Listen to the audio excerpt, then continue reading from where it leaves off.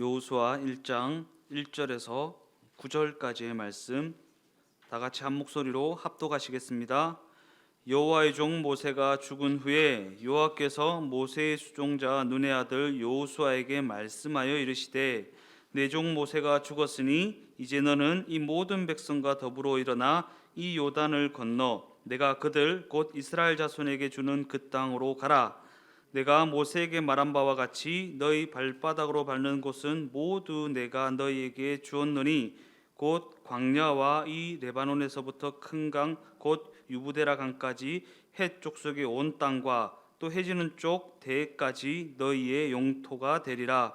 내 평생에 너를 능히 대적할 자가 없으리니 내가 모세와 함께 있었던 것 같이 너와 함께 있을 것임이라. 내가 너를 떠나지 아니하며 버리지 아니하리니 강하고 담대하라. 너는 내가 그들의 조상에게 맹세하여 그들에게 주리라 한 땅을 이 백성에게 차지하게 하리라. 오직 강하고 극히 담대하여 나의 종 모세가 내게 명령한 그 율법을 다 지켜 행하고 우로나 좌로나 치우치지 말라. 그리하면 어디로 가든지 형통하리니 이 율법책을 내 입에서 떠나지 말게 하며 주야로 그것을 묵상하여 그 안에 기록된 대로 다 지켜 행하라. 그리하면 내 길이 평탄하게 될 것이며 내가 형통하리라. 내가 내게 명령한 것이 아니냐. 강하고 담대하라. 두려워하지 말며 놀라지 말라. 내가 어디로 가든지 내 하나님 여호와가 너와 함께 하느니라 하시니라. 아멘. 오늘 저는 읽으신 본문의 말씀을 가지고 말씀이 육신이 되어 오신 예수님을 주야로 묵상하라. 말씀이 육신이 되어 오신 예수님을 주야로 묵상하라. 이러한 제목을 가지고 함께 은혜를 나누어 보고자 합니다. 우리가 여호수아서를 묵상할 때 명심해야 할 중요한 사실은 가나안이라는 땅은 천국의 상징이 아니라는 사실입니다. 더 나아가 우리가 지난 시간 살펴보았던 것 같이 가나안이라 이름하는 그 땅은 천국의 상징이 아니라 하나님의 다스림을 받으며 살아가는 법을 배워나가는 훈련의 장이라는 사실입니다. 그러한 관점에서 오늘 본문에 등장하는 여호수아는 그러한 훈련의 현장 가운데 지도자로 부름을 받은 인물이었습니다. 그는 모세와 함께 애굽을 탈출하여서 홍해를 건넜고 그가 홍해를 건넌 후에 처음으로 맞이한 전쟁이 바로 아말렉과의 전쟁이라고 했습니다. 그리고 우리가 지난 시간 살펴보았던 것과 같이 아말렉과의 그 전쟁은 출애굽하여서 홍해를 건넌 사람이라면 피할 수 없는 필연적 전쟁이고 감당해야만 하는 필연적 싸움이라고 했습니다. 더 나아가 아말렉이라 이름하는 그 대적은 우리의 욕심을 부추겨서 우리의 반응을 이끌어내고자 하는 이 세대의 흐름을 의미합니다. 텔레비 보면 광고가 많이 나오죠. 요즘에는 아주 대놓고 광고를 많이 합니다. 드라마에서도 광고하고 뭐 완전히 이거 한번 이 상표 보이게 이거 한번 마셔 볼까? 맛이 있는데 이렇게 드라마에서 막 대놓고 광고하는 걸 볼 수 있습니다. 뭡니까? 반응을 이끌어내는 겁니다. 저거 나도 한번 먹어볼까? 나도 저거 한번 사볼까? 나도 저거 한번 발라볼까? 이렇게 우리의 반응을 이끌어내는 겁니다. 우리의 욕심을 부추기는 것입니다. 그것이 바로 아말렉이라고 이름하는 대적입니다. 우리가 하나님께 반응하지 않고 어떤 눈에 보이고 귀에 들리고 손에 잡히는 상황과 환경과 여건에 반응하며 살아가게 하기 위해 그것에 지배를 받게 하기 위해 우리의 반응을 이끌어내고자 하는 아말렉이라는 대적이라는 것입니다. 그러게 우리는 가나안이라고 하는 하나님께서 약속하신 그 땅에서 이루어지는 모든 훈련의 과정을 통해 우리 모두의 삶의 현장에서 그러한 욕심과 그러한 이 세대의 흐름에 상황과 환경과 여건에 반응하려고 하는 우리의 성향을 끊어내는 작업을 해 나가야 한다라는 것입니다. 왜냐하면 이것이 바로 하나님께서 우리에게 가나안에서의 삶을 허락하신 근본적인 이유이고 목적이기 때문입니다. 오늘 본문 9절 말씀을 다 같이 한번 읽어보겠습니다. 내가 명령한 것이 아니냐? 강하고 담대하라. 두려워하지 말며 놀라지 말라. 내가 어디로 가든지 내 하나님 여호와가 너와 함께 하느니라 하시니라. 그 훈련의 현장에서의 삶을 내가 명령한 것이 아니냐? 강하고 담대하라. 두려워하지 말고 놀라지 말라. 무슨 말입니까? 한마디로 표현하면 반응하지 말라. 내가 명령한 것이 아니냐? 이상한 일 당한 것처럼 여기지 마라. 반응하지 마라. 내가 너와 함께 있지 않냐? 제가 말씀 한번 드렸던 것 같은데, 제가 고등학교 때 김기동 안수 집사님, 지금은 김기동 목사님이라고 고고마 전도왕 그분 말씀을 진짜 좋아했어요. 너무 재밌잖아요. 말도 너무 재밌게 하고. 그래가지고 제가 그 테이프가 완전히 늘어지도록 막 듣고 다니고 이랬는데, 그분이 그 말씀을 전하는 가운데 그런 예화를 한번 들었어요. 아빠가 하윤이 같은 딸을 안고 비행기를 타요. 비행기를 타는데 하윤이가 아빠한테 아빠 무서워 이러네. 아니야 괜찮아 아빠 같이 가잖아 아빠가 안고 있잖아 괜찮아. 그러면 그래도 아빠 그래도 무서워. 그러면 아니 아빠 같이 가고 있는데 뭐가 무서워 아빠가 같이 있는데 괜찮아. 근데 또 아빠 무서워 이러면 어떻게 해야 돼요? 한 대 맞아야 돼요. 그런 얘기를 하더라고요. 그러니까 이 딸이 아빠한테 요구하는 건 뭐예요?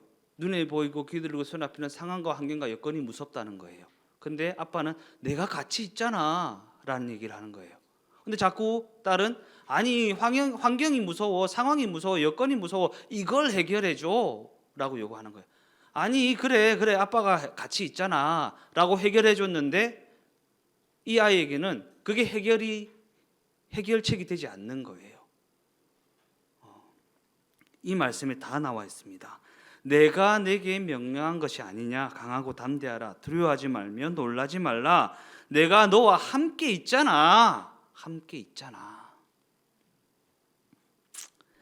그런 관점에서 오늘 본문 말씀 중에 가장 핵심이 되는 말씀은 강하고 담대하라. 두려워하지 말며 놀라지 말라. 내가 너와 함께 하겠다라는 말씀입니다. 더 나아가 하나님께서 여호수아에게 이러한 말씀을 주셨다라는 것은 현재 그가 엄청난 두려움 가운데 사로잡혀 있다는 것을 하나님께서 알고 계셨다라는 것입니다. 그렇다면 여호수아를 사로잡고 있었던 그 엄청난 두려움은 어떠한 두려움이었는가? 본문 1절 말씀입니다. 여호와의 종 모세가 죽은 후에 여호와께서 모세의 수종자 눈의 아들 여호수아에게 말씀하여 이르시되. 여기에 답이 있습니다. 본문 1절은 여호와의 종 모세가 죽은 후에라는 말씀으로 본문을 시작하고 있습니다. 그렇다면 오늘 본문이 죽은 후에라고 언급하고 있는 이 모세라는 인물은 어떠한 인물인가? 그는 이스라엘 백성들을 광야에서 40년 동안이나 이끌었던 위대한 지도자였고 그들의 아버지와 같은 존재였습니다. 그런데 그러한 위대한 지도자 모세, 그들의 아버지와 같은 모세가 죽음을 맞이하게 되었다라는 것입니다. 더 나아가 여호수아 스스로는 그를 그 누구보다 가까운 곳에서 지켜본 모세의 최측근이었기에 그에게 다가온 두려움은 엄청난 두려움이었을 것입니다. 어떠한 두려움이었습니까? 여호수아를 두렵게 만들었던 것은 다른 그 어떤 것이 아니라 이스라엘 백성이라고 하는 그들의 존재 그 자체였습니다. 왜냐하면 이스라엘 백성이라는 그 존재는 출애굽하는 그 순간부터 그들의 지도자 모세에게 엄청난 원망과 불평을 폭포수같이 쏟아부었던 그러한 존재들이었기 때문입니다. 눈에 보이고 귀에 들리고 손에 잡히는 상황과 환경과 여건을 가지고 모세에게 이거 해결해 주세요. 이게 뭐야? 나 돌아갈래. 이렇게 막 원망하고 불평하고 오만 화를 다 쏟아부었던 존재들이 바로 이 이스라엘 백성이라는 존재라는 것입니다. 그리고 그와 같은 그들의 그 모든 원망과 그 모든 불평을 온몸으로 감당했던 인물이 바로 그들의 지도자, 자신이 수종 들던 모세였다라는 것입니다. 그런데 그러한 모세가 죽었고, 모세가 죽음으로 말미암아 모세가 담당했던 그 지도자의 역할을 자신에게 주시면서 감당하라는 명령이 떨어졌다라는 것입니다.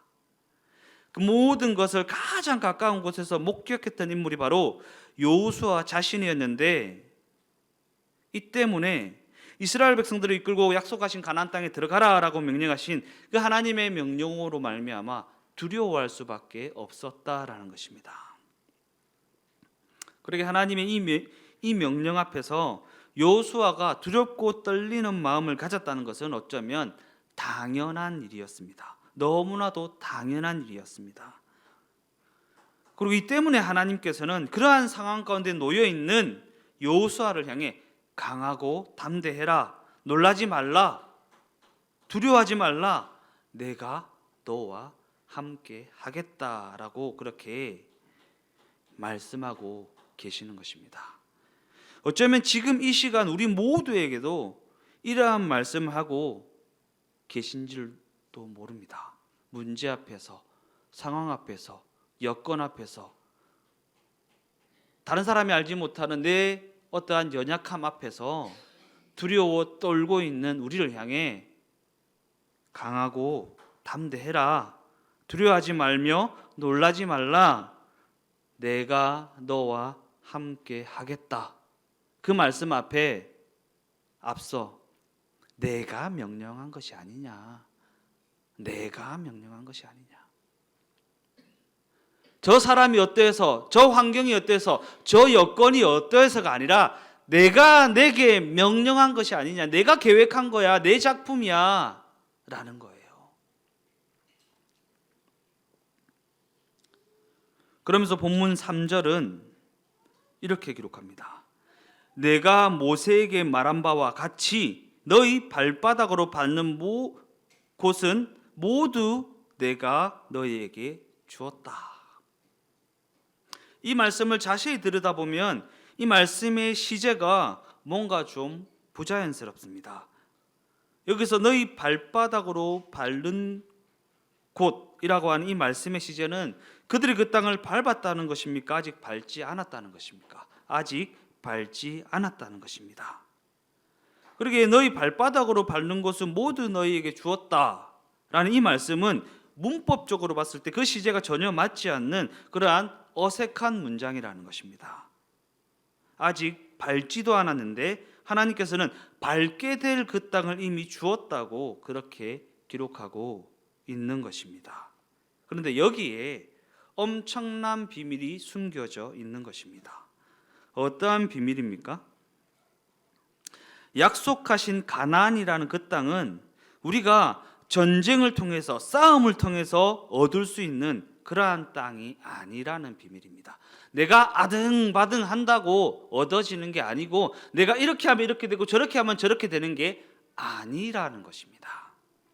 적어도 예수님께서 동행하시겠다고 작정하신 그 인생에 있어서는 그 인생에 다가오는 모든 일들은 내 실력과 내 노력과 나의 선택에 의해서 결정되는 것이 아니라 하나님의 뜻이 어떠한가에 의해서 결정되게 된다라는 것입니다.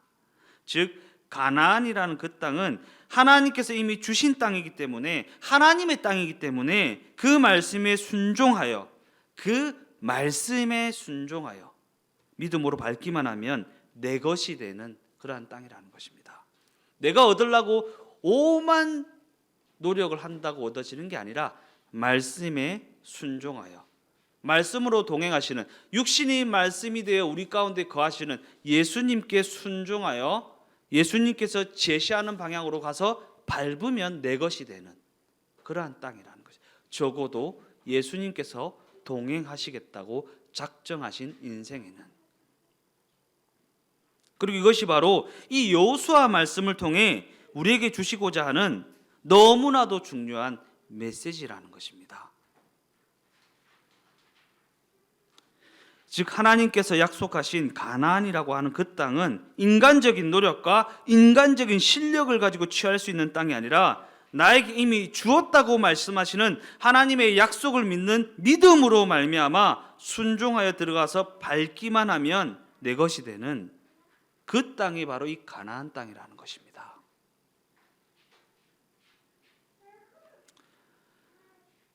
한 주간 무엇을 위해서 아등바등하셨고 무엇 때문에 고군분투하였고 무엇이 우리의 생각과 마음과 육체를 피곤하게 만들었습니까? 내가 노력한다고 해결되어지던가요? 당장 모면할 수는 있겠지만 근본적인 해결책은 되지 않더라라는 것입니다. 왜냐하면 우리가 이미 시작한 가나안에서의 여정은 우리의 논리와 우리의 이성으로 이해되어지지 않는 그 길을 예수님과의 동행을 통해 믿음의 발걸음을 내딛는 것이기 때문입니다.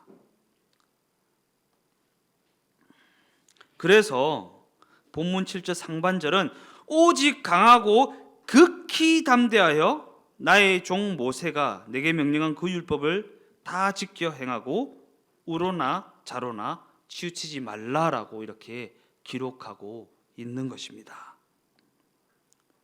우리가 상식적으로 생각하면 가나안에서의 전쟁과 싸움을 앞두고 있다고 하면 무기와 병력의 상태를 점검하거나 전략과 전술을 짜거나 지형을 숙지하는 등과 같은 여러 가지 현실적인 준비를 하느라 분주해야 마땅합니다.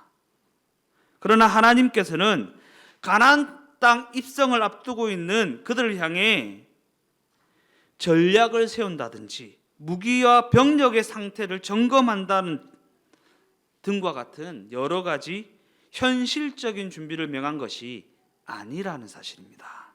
오히려 하나님께서는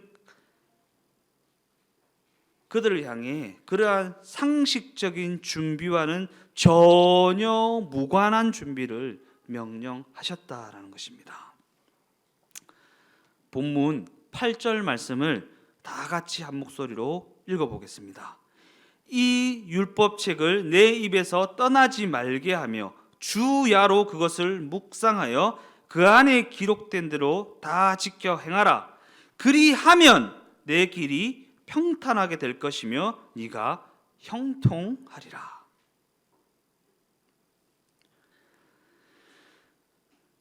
이처럼 하나님께서는 우리가 가나안에서의 여정을 시작하기에 앞서 무기와 병력의 상태를 점검하거나 전략과 전술을 짜거나 지형을 숙지하는 그러한 준비를 시킨 것이 아니라 하나님의 말씀, 곧 말씀이 육신이 되어 오신 예수님을 주야로 묵상해야 한다라고 그렇게 명령하고 있다라는 것입니다.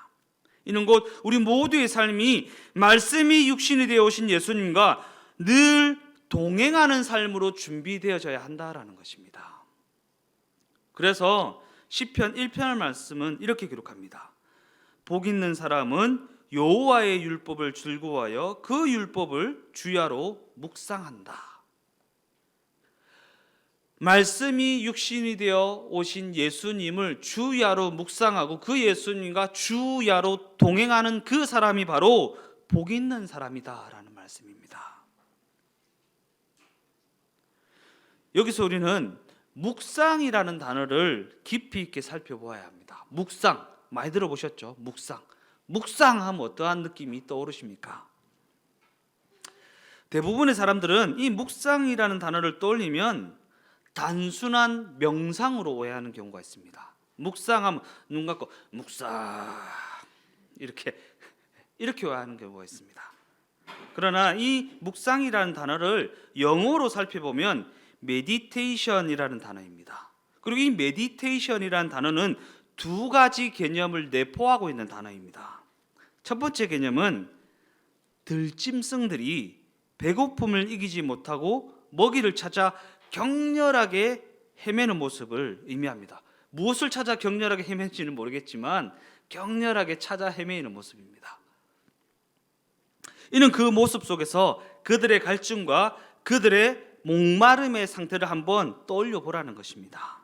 더 나아가 이는 과연 우리는 이 땅에서의 삶을 살아가면서 무엇에 목말라 하고 있는가? 과연 우리는 말씀의 다스리심에 얼마만큼 목말라 하고 있고 얼마만큼 갈증을 느끼고 있냐라는 것. 예수님의 인도하심과 예수님의 다스리심에 얼마만큼 목말라고 있고 얼마만큼 갈증을 느끼고 있냐라는 것입니다. 과연 우리는 무엇에 목말라 하고 있고 무엇에 갈증을 느끼고 있습니까? 예수님의 다스리심이 있습니까? 아니면 현실적인 문제의 해결입니까? 눈에 보이고 귀에 들리고 손에 잡히는 상황과 환경과 여건이 어떠해지는 거에 갈증을 느끼고 목말라 하고 있는가? 아니면 길이요 진리요 생명 대신 예수님의 다스리심을 목말라 하고 있는가? 한번 자신의 삶을 뒤돌아 보아야 한다라는 것입니다. 다음으로 두 번째 개념은 소가 음식을 먹고 되새김질을 하듯이 말씀을 계속해서 떠올려 보라는 것이고 그 말씀의 의미를 계속해서 되짚어 보라는 것입니다. 이는 그 말씀이 내 삶에 온전히 적용되어질 수 있도록 말씀이신 예수님과 늘 동행하고 그 세미한 음성에 귀 기울여야 한다라는 것입니다. 눈에 보이고 귀에 들고 손에 잡히는 상황이 어떠한지 환경이 어떠한지 여건이 어떠한지 점검하는 것도 필요하겠지만 그에 앞서 길이요 진리요 생명 대신 예수님의 말씀이라는 거울에 나를 비추어 보고 그 말씀에서 내가 얼마나 빗나갔는지 내 삶에 예수님의 다스림을 벗어난 것은 있지는 않는지 계속해서 돌아보고 점검하고 그것을 맞추어야 근본적인 문제의 해결이 되어진다라는 것입니다. 그리고 이것이 바로 메디테이션이라고 하는 묵상이라는 단어가 가진 진정한 의미라는 것입니다. 우리가 낚시를 가면 시간을 낚잖아요. 낚시 딱 던져놓고 이제 오만 생각을 다 하잖아요. 근데 그 생각을 현실적인 문제를 돌아보는 것에 쓰지 말고 예수님이라는 말씀의 거울 앞에 서서 그 말씀의 기준에 내가 무엇이 맞지 않아서 문제가 발생하였는가. 우리가 산책을 나가서 동행하면서 해야 될 게 인간적인 생각으로 가득 차 있으면 인간적인 해결책밖에 나오지 않습니다. 그러나 산책을 하고 묵상을 하고 말씀을 접하면서 예수님의 거울 앞에 서서 내 얼굴에 무엇이 묻었는가, 내 옷에 무엇이 삐뚤어졌는가 점검하고 내가 예수님 앞에 맞추어지는 모습을 먼저 만들게 될 때 상황과 환경과 여건이라는 현실적인 문제는 자동적으로 해결되어지게 되어 있다라는 것입니다.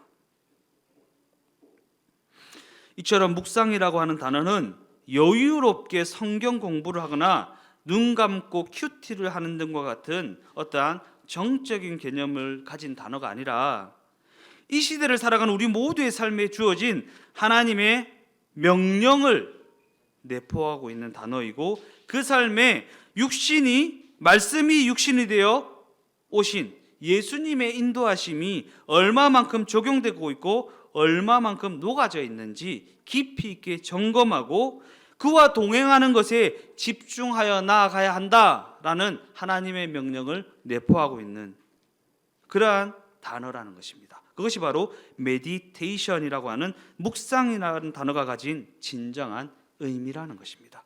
우리가 말씀 묵상 이렇게 말씀 묵상해야지 다르게 표현하면 예수님과 동행해야지 똑같은 말입니다. 예수님과 동행해야지. 그러게 우리는 이러한 묵상의 훈련, 예수님과의 동행하는 훈련을 가나안이라고 하는 그 훈련의 땅에서 끊임없이 쉬지 말고 적용해 나가야 하는 것입니다. 쉬지 말고 하니까 또 떠오르는 게 있죠. 쉬지 말고 기도하라. 어떻게 쉬지 말고 기도합니까? 예수님과 동행하면 쉬지 않고 기도할 수 있는 것입니다.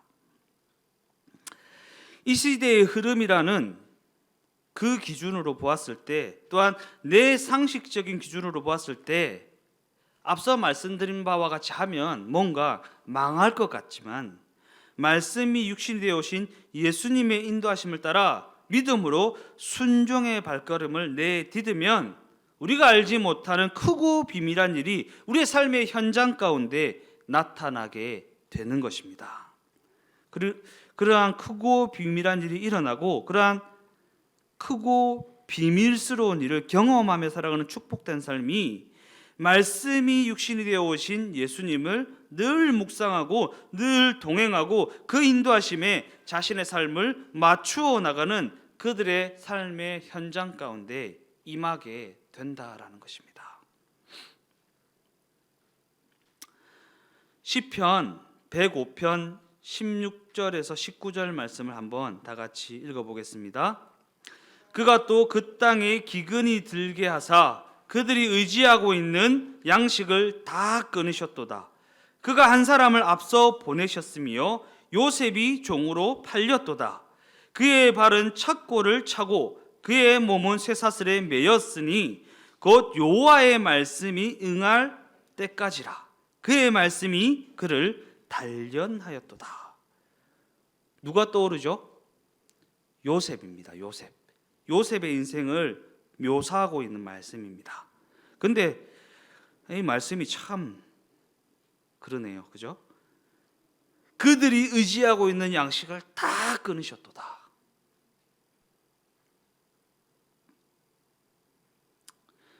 시편 기자는 당시 요셉의 인생에 나타난 그 엄청난 고난에 대해 어떠한 관점을 가지고 있습니까? 여호와의 말씀이 응할 때까지라. 그의 말씀이 그를 단련하였도다. 여호와의 말씀이 응할 때까지 그들이 의지하는 양식을 다 끊으셨도다.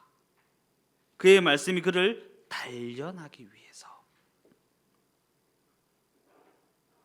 이처럼 우리 모두의 인생이 요셉의 인생과 같이 그 삶을 통해 하나님의 뜻과 계획하심이 이루어지고 하나님의 말씀이 성취되는 인생, 곧 진정으로 형통한 인생이 되고자 한다면 그 인생에 말씀이신 예수님이 응하고 그 예수님이 우리의 인생을 단련해 나가야 한다라는 것입니다.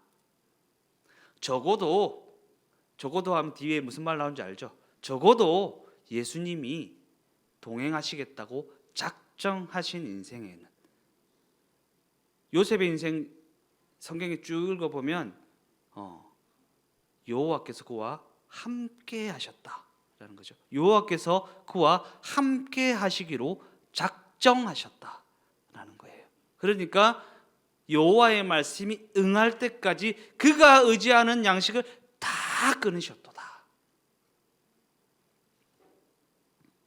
그 인생 가운데 하나님의 말씀이 응한다는 것은 무엇인가? 이는 말씀이 육신이 되오신 예수님이 우리와 말씀으로 동행하시겠다는 약속의 말씀이고, 말씀으로 동행하시는 예수님이 우리를 그 말씀으로 다스려 주시겠다는 약속입니다. 본문 7절 하반절과 8절 하반절을 보면 그리하면 어디로 가든지 형통하리니 그리하면 내 길이 평탄하게 될 것이며 네가 형통하리라. 여기서 본문에 기록된 형통이라는 단어는 우리가 생각하는 개념과 전혀 다른 의미를 가진 단어입니다. 왜냐하면 우리가 생각하는 형통은 어떠한 소원이 이루어지거나 원하는 일이 잘 풀리게 되거나 돈을 잘 벌게 되거나 건강이 회복되는 것을 의미하는 경우가 너무나도 많이 있습니다. 그러나 성경이 말하는 형통은 그러한 의미가 아니라는 것입니다. 성경이 말하는 형통은 우리가 말씀이신 예수님과 늘 동행하고 그 인도하심에 자신의 삶을 맞추어 나가고 그러한 동행의 삶을 통해 그 삶에 하나님의 뜻과 계획하심이 이루어지는 것, 곧 그 인생이 하나님의 말씀이 성취되는 말씀의 성취의 현장이 되는 것, 그것이 바로 성경이 말하는 형통이라는 것입니다. 내 길이 평탄하게 될 것이며, 우리가 어떻게 평탄할 수 있습니까? 예수님의 기준에 맞추어져 있으면 평탄합니다. 근데 예수님의 기준에 맞추어져 있지 않으면 예수님이 쳐내야 되니까 평탄하지 않을 수밖에 없죠. 톡톡톡 일로 와, 일로 이렇게. 그러니까 안 평탄한 거예요. 근데 맞추어져 있으면 평탄해요. 이게 형통이라는 것입니다.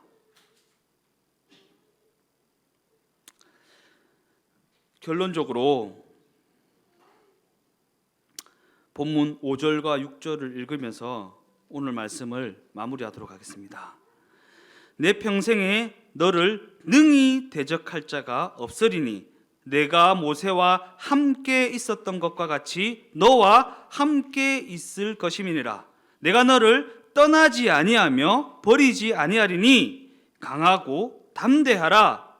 너는 내가 그들의 조상에게 맹세하여 그들에게 주리라 한 땅을 이 백성에게 차지하게 하리라.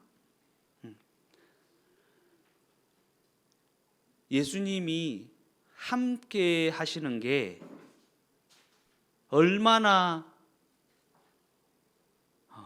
위대한 사랑인지 하면 예수님이 길이요 진리요 생명이라는 기준이 되시잖아요. 그 예수님이 함께 계시잖아요. 그러니까 우리는 우리의 삶을 맞추어야 할 기준을 가진 인생입니다. 그러나 이 기준이 없으면 길을 잃고 방황하게 돼요. 길을 잃으면 죄가 장성하면 사망. 기준이 있다라는 게 너무나 엄청난 사랑입니다. 내가 맞추어야 할 기준이 있다라는 게. 근데 그 기준이 없으면 소망이 없어요. 소망이 없어요. 당장 눈에 보이는 문제는 내 알량한 실력으로 해결할 수 있을지 모르지만 그 기준이 없으면 근본적인 문제가 해결되지 않기 때문입니다.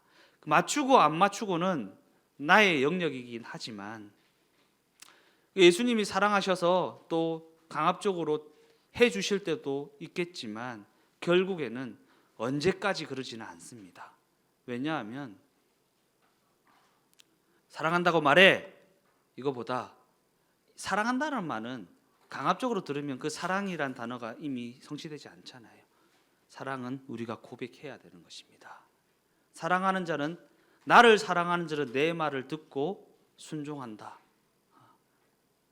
하나님을 사랑하는 기준이라 있는 것에 내가 예수님 사랑합니다. 예수님 사랑합니다. 나를 사랑하는 자는 내 말을 듣고 순종한다. 예수님 사랑합니다. 예수님 사랑한다고 뭐 꽃다발을 갖다 줄 것이 아니라 예수님의 기준에 나를 맞추는 게 예수님을 사랑하는 겁니다. 그러면 그 사랑에 예수님도 사랑으로 화답해 주시는 것입니다.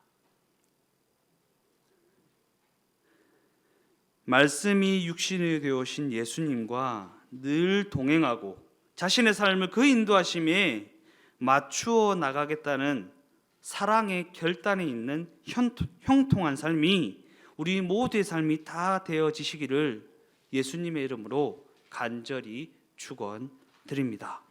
기도하시겠습니다. 우리 모두의 인생이 말씀이 육신이 되어 오신 예수님을 주야로 묵상하는 곧 예수님과 주야로 동행하는 그러한 인생이 다 되게 하여 주시옵소서. 이 세상은 예수님이 아닌 다른 그 어떤 것들로 우리의 반응을 이끌어내기 위해 온갖 수작을 다 피웁니다. 상황을 어렵게 만들고 환경과 여건을 일으켜서 우리가 예수님이 아닌 문제에 반응하며 살아가도록 우리를 자꾸 부추깁니다. 그러나 그럼에도 불구하고 우리가 예수님을 사랑하기에 문제보다 크신 예수님께 반응하고 예수님을 상대하고 예수님께서 제시하시는 그 방향에 내 삶을 맞추어 나가는 영적 지혜가 있는 축복된 인생이 되게 하여 주시옵소서. 그래서 길을 잃고 헤매이는 죄인의 인생이 아니라 길이요 진리요 생명 되신 예수님의 방향에 내 삶을 맞추어 드려 그 끝이 영생이 되는 축복된 인생이 다 되게 하여 주시옵소서. 모든 것 주께 감사를 드리오며 예수님의 이름으로 기도드리옵나이다. 아멘.